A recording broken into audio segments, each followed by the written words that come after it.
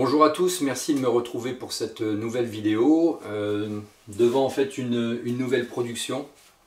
Ici un grand format, ça fait quelque temps que je souhaitais attaquer ce type de format là. J'avais acheté tout le nécessaire avant de partir en Chine et je rongeais un peu mon frein durant tout ce temps pour attaquer ça qui est une vraie gageure, hein, parce que voilà, je vous ai déjà parlé dans une vidéo d'un prof d'art plastique que j'avais lorsque j'étais étudiant et qui avait la particularité de dire que quand on faisait un grand format et si on se loupait, ben, on faisait une grosse bouse. Par contre, quand on attaquait un petit format, ben, on faisait qu'une toute petite bouse. Donc il n'encourageait pas forcément à faire du grand format, mais je me suis dit que c'était le moment d'attaquer, il faut un moment se lancer. Voilà, ça fait 2 semaines depuis la rentrée en Chine où je procrastinais un petit peu, hein, je reculais le moment où j'allais attaquer, d'autant justement qu'il y avait ce challenge là. Et puis ben, en fait voilà, je me suis dit allez, il faut y aller, c'est comme dans une peinture, à un moment donné on réfléchit, puis ben, il faut y aller. Ceux qui suivent mon activité artistique sur Facebook ou Instagram, hein, dont je vais mettre les liens en dessous de la vidéo, ont vu que les cosmogonies ont un peu évolué et je traite beaucoup plus en ce moment d'une mise en abîme. Là où le carré était un symbole unique dans l'œuvre, pour nous interroger justement sur qu'est-ce que l'existence, qu'est-ce qu'on est dans ce grand tout.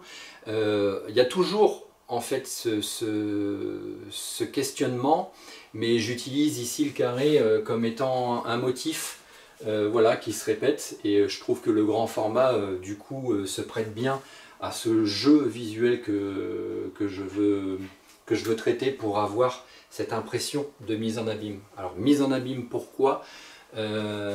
Tout simplement parce que ben, un peu, j'en ai parlé dans Cosmogonie numéro 12 où j'évoquais le fait d'être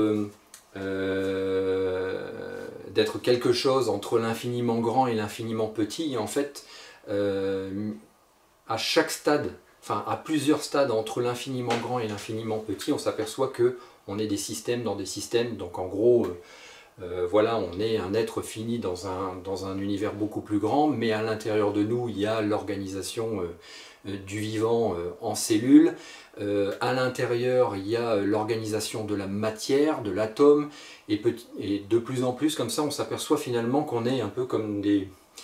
L'univers est une poupée gigogne où on s'aperçoit qu'il y a vraiment à chaque fois une découverte à différents niveaux. On est véritablement loin de nous de comprendre vraiment la profondeur de ce qui fait toute chose. Voilà, c'est ça que j'ai envie de traiter, comme beaucoup d'artistes, hein, essayer de traiter l'invisible, c'est la grande mission de l'artiste. Si vous avez toute question ou tout commentaire, n'hésitez pas, hein, en dessous de la vidéo, vous pouvez mettre ce que vous ressentez, ce que vous pensez. Je serai à votre écoute, soyez-en certains. Et voilà, ça fera l'objet aussi d'une seconde vidéo une fois que ce sera terminé. Donc si vous voulez suivre et savoir quand est-ce que la petite vidéo va venir, ben, je vous invite à vous abonner. Voilà, je vous remercie dans tous les cas d'avoir suivi cette vidéo jusqu'au bout et je vous dis à très bientôt.